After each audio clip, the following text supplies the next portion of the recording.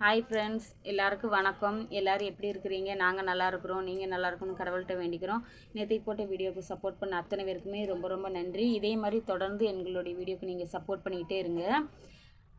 இடையில comment box off பண்ணியிருந்துச்சு. Home tour video போட்டிருந்தேன் பார்த்தீங்களா? அதில் இப்போ மறுபடி இடையில ஒரு சிஸ்டர் எனக்கு சொல்லி கொடுத்ததில் அதை நான் ஓப்பன் பண்ணி வச்சுருந்தேன். இப்போ நீங்கள் நிறைய பேர் எனக்கு என்ன கமெண்ட் பண்ணுறீங்கன்னா, பரவாயில்ல சிஸ்டர், நீங்கள் இருக்கிற வீட்டில் நீங்கள் அட்ஜஸ்ட் பண்ணி வாழ பழகிக்கிட்டீங்க, இருந்தாலும் கூடிய சீக்கிரம் வீடு கட்டுறதுக்கு ட்ரை பண்ணுங்க அப்படின்னு சொல்லியிருக்கிறீங்க. உண்மைக்குமே ஃப்ரெண்ட்ஸ், நம்ம வர்ற வருஷத்தில் வீடு கட்டலான் இருக்குது. அப்படி வீடு கட்ட முடியாட்டினாலுமே பாம்பு கிம்பு வர்றதுக்கெலாம் வாய்ப்பு இருக்குன்னு சொல்லி நீங்கள் சொல்லியிருக்கிறீங்க.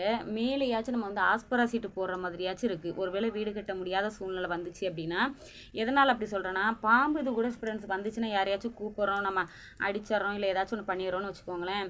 இங்கே நம்ம மண்ணி வீடுங்கிறனால தேள் பூரா இந்த மாதிரிலாம் வர்றதுக்குமே இல்லை.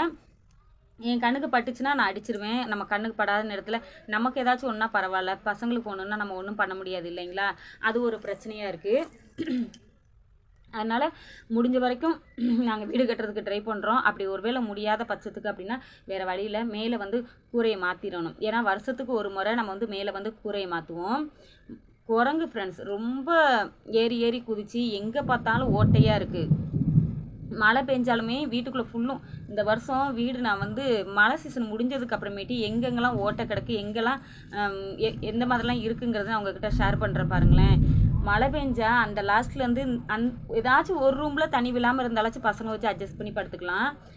நான் மேலே கவர் போட்டிருக்கேன், 2 கவர் வாங்கி போட்டிருக்கேன் ஃப்ரெண்ட்ஸ். அப்படி இருந்துமே குரங்கு ஏறி ஏறி குதித்து அந்த மழை தண்ணி விழுந்து அந்த தார்பாயே இதாயிருச்சு. அந்த மாதிரி உள் வீட்லேயும் தண்ணி, இங்கேயுமே தண்ணி, சமையல் பண்ணுறதுக்குமே கஷ்டமாக இருக்குது. எனக்கு ரொம்ப கஷ்டமாக இருக்குது. இந்த மாதிரி நான் எப்போதுமே கஷ்டப்பட்டதே கிடையாது. வீடுமே மேலே ரெடி பண்ணுறதுக்கு இந்த டைம் எல்லாரை விட கூலியுமே இந்த டைம் அதிகமாக கொடுத்து 2 பேரும் வச்சு தான் வீடு சரி பண்ணோம். அப்படி இருந்துமே அவங்க எப்படி போட்டாங்கங்கிறதே எனக்கே தெரில. ரொம்ப மெதுவாக போட்டிருப்பாங்க போல் இருக்கு. அங்கங்கே ஓட்டையாக இருக்குது. என்ன சொல்லியிருக்கிறாங்க அப்படின்னா, ஒருவேளை வீடு கட்ட முடியல, சமாளிக்க முடியல அப்படின்னா கண்டிப்பாக மேலே உனக்கு ஆஸ்பரா சீட்டு கண்டிப்பாக உனக்கு போட்டு தரேன் அப்படின்ட்டுருக்காங்க. அதே மாதிரி நிறையா பேர் என்ன சொல்கிறீங்கன்னா, நான் ஒரு 6-6:30 மணி ஆகும்போதே ஃப்ரெண்ட்ஸு கொசுவலை போட்டுருவேன். ஏன்னா இங்கே மழை டைம்ங்கிறனால. ரெண்டாவது இன்னொரு முக்கியமான விஷயம் உங்ககிட்ட என்னத்தை நான் ஷேர் பண்ணணும்னு நினச்சேன்னா, மேலே நமக்கு மழை பெஞ்சு எந்த இடத்துல அதிகமாக ஓட்டை இருக்கோ அந்த இடத்துல தண்ணி தேங்கியிருக்கும் பார்த்தீங்களா? இது வைக்கோல்லையும் ஒரு பூச்சி ஒன்று உருவாகும் ஃப்ரெண்ட்ஸ். நம்ம ட்ரெயின் பூச்சி இருக்குங்களா, ட்ரெயின் பூச்சி நம்ம தொட்ட உடனே இப்படி சுருண்டுரும். அங்கே உட்காந்து பேசிகிட்டு இருந்தேன், மழை பெய்யறதுனால கரண்ட் போயிடுச்சு. அதனால இப்போ வாசல்கிட்ட வந்துட்டேன். அந்த பூச்சியுமே ஃப்ரெண்ட்ஸ் நம்ம காதுக்குள்ளெல்லாம் போகிறதுக்கு நிறைய வாய்ப்பு இருக்குது. அதுவுமே மேலே கூரையிலேருந்து தான் கீழே விழுதுங்களா. அதனால் பாப்பாவுமே பெரிய பிள்ளைங்களாதனால அதை கொஞ்சம் இதாக நினைக்கிறாங்க. கண்டிப்பாக முடிஞ்ச வரைக்கும் வீடு கட்டுறதுக்கு ட்ரை பண்ணுவோம். அப்படி முடியலன்னா மேலேயாச்சும் கூரையை கண்டிப்பாக மாற்றியே ஆகணும் அப்படின்னு சொல்லி அவங்க அப்பாவும் சொல்லியிருக்கிறாங்க. நானுமே அவங்கக்கிட்ட அதை பற்றி தான் பேசிகிட்டே இருக்கிறேன். அதே மாதிரி இன்னொரு சப்ஸ்கிரைபர் என்ன கேட்குறீங்கன்னா, சிஸ்டர் உங்ககிட்ட எப்படி பேசுகிறதுன்னு சொல்லி கேட்குறீங்க. இன்ஸ்டாவில் தான் ஃப்ரெண்ட்ஸ் பேச முடியும். அதுக்கப்புறமேட்டு இன்னொரு சப்ஸ்கிரைபர் என்ன சொல்கிறீங்கன்னா, சிஸ்டர் நீங்கள் தமிழ் நல்லா பேசுகிறீங்க அப்படின்னு சொல்லியிருக்கிறீங்க. நான் ஃப்ரெண்ட்ஸ் பாப்பாக்கிட்ட இருக்கட்டும், என் ஹஸ்பண்டுக்கிட்ட, அம்மாக்கிட்ட எல்லாத்தையுமே நான் தமிழ் தான் பேசுவேன். இங்கே இருக்கிறவங்களுமே என்னை சத்தம் போடுவாங்க, நீ இங்கே தானே இருக்கிற, அதனால் பாப்பா 2 பேர்கிட்டையுமே நீ தமிழ் பேசு அப்படிம்பாங்க, ஒடியா பேசு அப்படிம்பாங்க.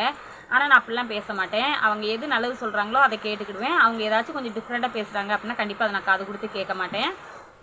பாப்பாக்கிட்ட அவங்க என் பாப்பாவுமே சத்தம் போடுவாங்க எல்லாருமே, நீ ஒடியா பேசுன்னு, நீ கற்றுக் கொடுக்க வேண்டியதுன்னு அப்படின்னு சொல்லியுமே என்ன சொல்லுவாங்க. நான் என்ன சொல்லுவேன்னா, நான் எப்படி கற்றுக்கிட்டனோ, யாரும் எனக்கு சொல்லிக் கொடுக்காம அதேமாதிரி அவங்களுமே ஆட்டோமேட்டிக்காக கற்றுக்கிடுவாங்க.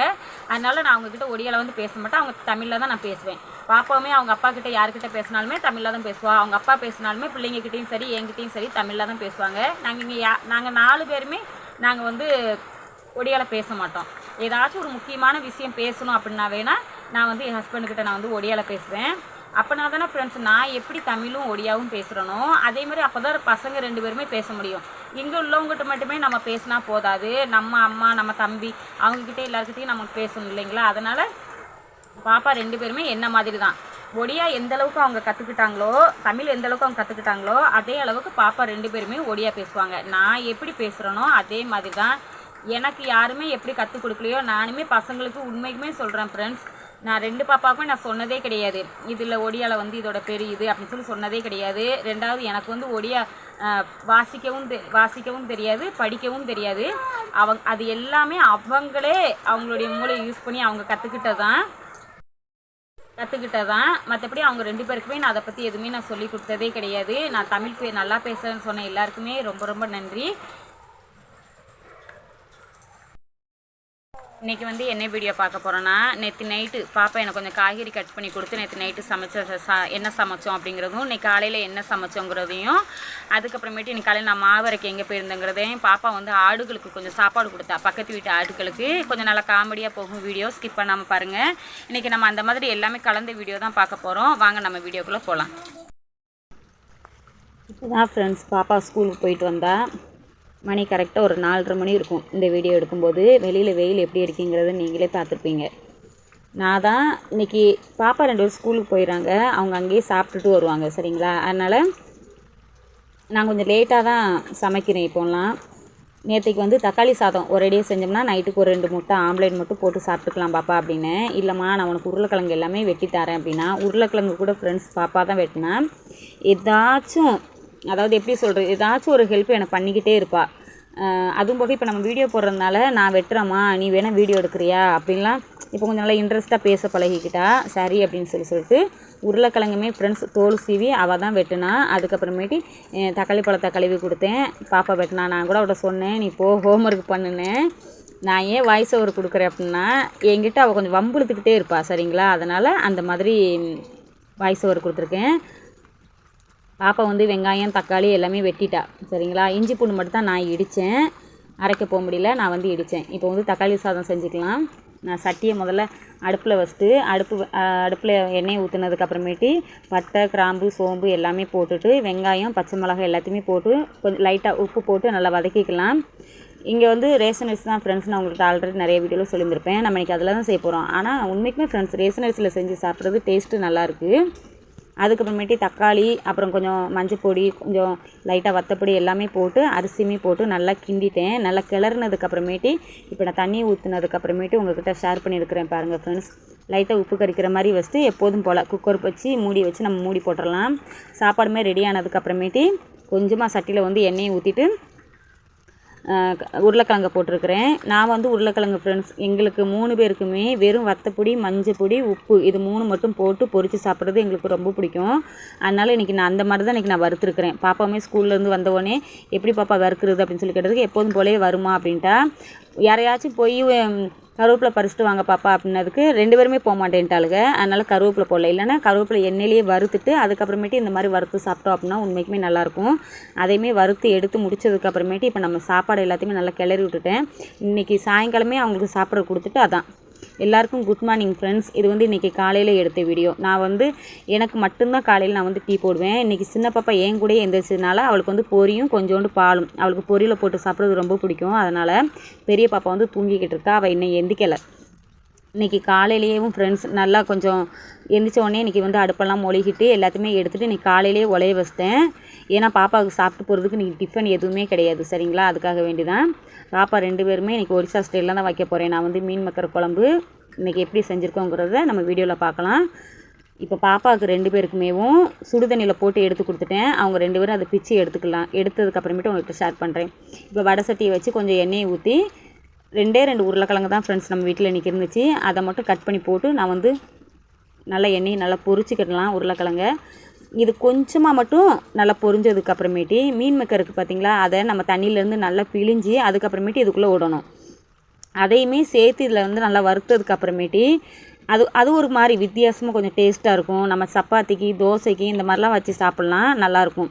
உருளைக்கிழங்கு நல்லா ஓரளவு வெந்ததுக்கு அப்புறமேட்டு இப்போ அதில் நான் வந்து நல்லா புழிஞ்சு எடுத்து போட்டுக்கிறேன். இதையுமே இங்கே உள்ளவங்க எல்லாருமே இந்த மாதிரி தான் பண்ணுவாங்க. எண்ணெயில் இது நல்லா வறுத்துட்டு அதுக்கப்புறமேட்டு நம்ம வந்து குழம்பு வைக்கும்போது அது கொஞ்சம் டிஃப்ரெண்ட்டாக அது கொஞ்சம் டேஸ்ட்டு கொஞ்சம் நல்லாயிருக்கும். இப்போ நல்லா புழிஞ்சு போட்டதுக்கப்புறமேட்டு அது லைட்டாக மஞ்சள் பொடியும் உப்பும் போட்டு நான் வந்து அதை நல்லா வதக்கும் போது உங்கள்கிட்ட ஷேர் பண்ணுறேன் பாருங்கள். நல்லா புழிஞ்சு போட்டுக்கலாம். இப்போ பார்த்தீங்களா ஃப்ரெண்ட்ஸ், மஞ்சள் பொடியும் உப்பும் போட்டு இந்த மாதிரி நல்லா மஞ்சள் பொடி வந்து எல்லா இதோடையும் நல்லா சேர்கிற மாதிரி இந்த மாதிரி நல்லா ஃப்ரை பண்ணி எடுக்கணும். இதை வெளியில் எடுத்துகிட்டு அதுக்கு பிறகு வெறும் சட்டி வச்சு அதில் தான் எண்ணெய் ஊற்றி அப்படி சமைப்பாங்க. இப்போ நான் நல்லா வறுத்துட்டு வெளியில் எடுத்ததுக்கப்புறமேட்டு உங்கள்கிட்ட காட்டுறேன் பாருங்கள். அதை எடுத்ததுக்கப்புறமேட்டி நான் சமைச்சிக்கிட்டு இருக்கும்போதே மாமனார் வந்து கொஞ்சோண்டு கடுண்டி கேட்டாங்க. இங்கெல்லாம் ஃப்ரெண்ட்ஸ் காலையில் எந்திரிச்சோடனேவும் நான் உங்கள்கிட்ட ஆல்ரெடி நிறைய வீடியோவில் சொல்லியிருப்பேன். இன்றைக்கி கடுண்டி போட்டேன். அதில் வந்து இங்கே உள்ளவங்களாம் எப்படின்னா சர்க்கரை வந்து கம்மியாக சேர்ப்பாங்க, உப்பு கொஞ்சம் அதிகமாக சேர்ப்பாங்க. அதனால தான் நான் வந்து உப்பு சேர்த்துருக்குறேன். இப்போ நான் மாமனாருக்கு டீ கொடுத்து விட்டாச்சு, நான் கொஞ்சம் குடிப்பேன், அதை உங்கள்கிட்ட ஷேர் பண்ணுற மாதிரிங்க. இப்போ சட்டியை வச்சு எண்ணெயை ஊற்றியாச்சு, கொஞ்சமாக சோம்பு போட்டிருக்கேன். அதுக்கப்புறமேட்டு இப்போ மசாலாவை சேர்த்துக்கலாம். இதில் நான் வந்து இன்றைக்கி என்னென்ன மசாலானா கொஞ்சம் சிக்கன் மசாலா, கொஞ்சம் கரம் மசாலா, வத்தப்பொடி கொஞ்சம், அப்புறம் மஞ்சள் பொடி கொஞ்சம், வெங்காயம், இஞ்சி, பூண்டு எல்லாத்தையும் மொத்தமாக அரைச்சிட்டு வந்திருக்கிறேன். நல்லா பச்சை வாடை போகிற வரைக்கும் ஃப்ரெண்ட்ஸ் நல்லா வதக்கி விட்டுக்கலாம். இதில் வந்து நீங்கள் லாஸ்ட்டில் கரம் மசாலா போடனாலும் போடலாம், நான் வந்து ஸ்டார்டிங்லேயே போட்டுருவேன். அது நல்லா வதங்கிக்கிட்டு இருக்கட்டும். அதுக்குள்ளே நம்ம ஒரு டீயை குடிச்சிட்டு வந்துடலாம். இப்போ நானுமே டீயை குடிச்சு முடிச்சிட்டேன் ஃப்ரெண்ட்ஸ். இப்போ பாருங்கள், ஒரு தக்காளி பழத்தை போட்டிருக்கிறேன். நல்லா அதையுமே நல்லா சேர்த்து பச்சை வாடை போகிற வரைக்கும் நல்லா மூடி வச்சு வதக்குனதுக்கப்புறமேட்டு இப்போ தண்ணி சேர்த்துருக்கேன், மசாலா அரைச்சிட்டு வந்த தண்ணியை. இதுக்கப்புறமேட்டு என்ன பண்ணுறேன்னு உங்கள்கிட்ட பாருங்கள். நம்ம வறுத்து வச்சுருந்தோம் பார்த்திங்களா, இதோடு நல்லா சேர்த்து விட்டுக்கலாம். நல்லா கிளறிட்டு ஒரு 2 நிமிஷம் மூடி வச்சு அதையும் நல்லா கிளறி விட்டுட்டு அதுக்கு பிறகு தான் நம்ம தண்ணி சேர்க்க போகிறோம்.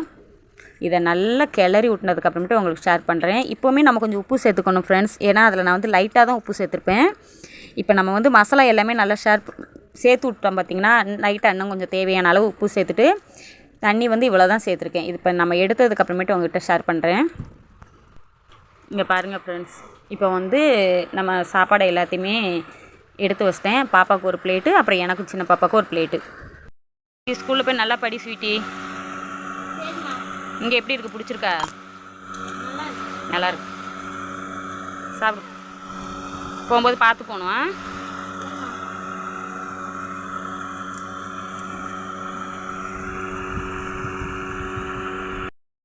எடுத்துக்கூட சோயாபீன்ஸ் எடுத்துக்கோ. கையை விடாமல் வேறு எப்படி சாப்பிடுவ? எப்படி இருக்கு? நல்லா இருக்கா? யார்ட்டையும் எதுவும் அனாவசியமாக பேசக்கூடாது.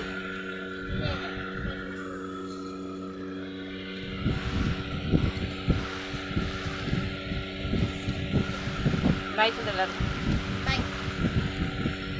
இந்த மாதிரி தான் ஃப்ரெண்ட்ஸ் சாப்பிட்டுட்டு பாப்பாவுக்கு நான் தலை சீலாம் எல்லாத்தையும் சீவிட்டு பிள்ளைங்க வருவாங்க, அவ கூட அனுப்பி விடணும். நான் சாப்பிட்டு முடிச்சுட்டு உங்கள்கிட்ட பேசுகிறேன். இப்போ சாப்பிட்டதுக்கு அப்புறமேட்டு ஃப்ரெண்ட்ஸ் பாத்திரத்தை எல்லாத்தையும் கழுவி வச்சுட்டு பெரிய பாப்பாவை ஸ்கூலுக்கு அனுப்பிவிட்டுட்டு அதுக்கு பிறகு தான் நாங்கள் வந்து மாவு அரைக்க வந்தோம். வந்த இடத்துல பாப்பாவை சொன்னேன், இப்போவே கருவேப்பிலை பறிச்சிரு பாப்பா, சாயங்காலம் பறிக்க முடியல சட்னிக்குன்னு.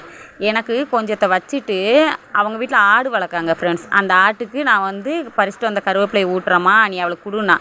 நான் ஏற்கனவே அரைக்க போகும்போது கொஞ்சம் சந்தேகத்தோடு தான் போனேன். நான் எந்த சந்தேகத்தோடு போனால் அது அப்படியே நிறைவேறிடுச்சு ஃப்ரெண்ட்ஸ். மழை பார்த்திங்கன்னா சும்மா அடித்து ஊற்ற ஆரம்பிச்சிட்டு எவ்வளோ அரைச்சிருக்கேங்கிறதையும் நான் உங்ககிட்ட காட்டுறேன் பாருங்கள். காற்றை பார்த்திங்களா? இருந்தாலும் கொஞ்சமாச்சும் அரைச்சி நைட்டுக்கு மட்டுமாச்சும் கொஞ்சத்தை மட்டும் அரைச்சி எடுத்துக்கலான்னு பார்த்தேன். காற்று இலை எல்லாமே விழ ஆரம்பிச்சிச்சு. 2 நாள் மழை பெய்யாமல் இருந்துச்சு. உண்மைக்குமே ஃப்ரெண்ட்ஸ் மனசுக்கு ரொம்ப சந்தோஷமாக இருந்துச்சு. வீட்டுக்கு பின்னாடியுமே கொஞ்சம் க்ளீன் பண்ணலாம் அப்படின்னு சொல்லி ரொம்ப எதிர்பார்த்துக்கிட்டு இருந்தோம். அது எதுவுமே நடக்காமல் ஆகி போயிடுச்சு. நான் மாவு அரைக்கிறத பார்த்துட்டு அந்த ஆடு வந்து பாப்பா கிட்ட சாப்பிட்டதுக்கு அப்புறமேட்டு என்கிட்ட வந்துச்சு. அப்புறம் என் மகா மறுபடியும் அங்கிட்டு இன்னொரு ஒரு இலையை காட்டி அதை கூப்பிட்டோன்னே அப்புறம் அங்கிட்டாக்கில் போயிடுச்சு. இங்கெல்லாம் ஃப்ரெண்ட்ஸ் நம்ம தமிழ்நாட்டில் இருக்க மாதிரி ஆட்டாங்கல் இருக்குது பார்த்திங்களா, அதெல்லாம் இங்கே கிடைக்காது. இந்த மாதிரி தான் அம்மி இருக்கும். இதில் நம்ம வந்து ஒரு வேளை நம்மகிட்ட மிக்ஸி இல்லை அப்படின்னா இந்த மாதிரி தான் அரைச்சிக்கிடணும். நான் வந்து பாப்பாக்கெலாம் தோசை இந்த மாதிரிலாம் அவங்களுக்கு வந்து ரொம்ப விரும்பி சாப்பிடுவாங்க. நமக்குமே ஒரே சாப்பாடாக சாப்பிட்ட மாதிரி இருக்குது. அப்படி இல்லைன்னா சப்பாத்தி தான் சாப்பிட்ணும். நான் அவளுக்கு வந்து நல்ல முருகலாக சுடுற தோசை அவளுக்கு ரொம்ப பிடிக்கும். நீங்களே நான் ஏற்கனவே போட்ட வீடியோவில் பார்த்துருப்பீங்க. அவளே நானே தோசை சுட்டு கொடுக்க நேரம் ஆனாலும் அவளே கூட சுட்டு சாப்பிட்டுக்கிடுவா. இப்போ பார்த்தீங்களா எவ்வளோ இலை பறந்து போகுதுன்னு பாருங்கள் ஃப்ரெண்ட்ஸ். அதுக்குள்ளே எப்படியாச்சும் அரைச்சிட்டு கிளம்பிடுன்னு சொல்லிட்டு ரொம்ப கஷ்டப்பட்டு அரைச்சிட்டு வந்ததுக்கப்புறமேட்டு உங்ககிட்ட ஷேர் பண்ணுற பாருங்கள். மாவு மொத்தம் அரைச்சது இவ்வளோ தான். மீதி அரிசி இன்னும் இவ்வளோ இருக்குது. பார்க்கலாம், பிறவாட்டி நம்ம அரைச்சிக்கலாம். வீட்டுக்கு வந்ததுக்கு மழையை பாருங்கள் ஃப்ரெண்ட்ஸ். அங்கே அரைச்சிக்கிட்டு இருக்கும்போதே நல்ல மழை பிடிக்க ஆரம்பிச்சிட்டு அப்புறம் நாங்கள் வீட்டுக்கு வந்துவிட்டோம். இது வீட்டுக்கு வந்ததுக்கப்புறம் நம்ம வீட்டு வாசலில் வச்சு எடுத்த வீடியோ. இன்றைக்கி வீடியோ உங்களுக்கு பிடிச்சிருக்குன்னு நினைக்கிறேன் ஃப்ரெண்ட்ஸ். சப்போஸ் உங்களுக்கு இந்த வீடியோ பிடிச்சிருந்தா ப்ளீஸ் லைக் அண்ட் சப்ஸ்கிரைப் பண்ணுங்கள் ஃப்ரெண்ட்ஸ். நாளைக்கு நெக்ஸ்ட் வீடியோவில் பார்க்கலாம். பை சொல்லு. பாய். சவுண்டாக சொல்லு. பாய்.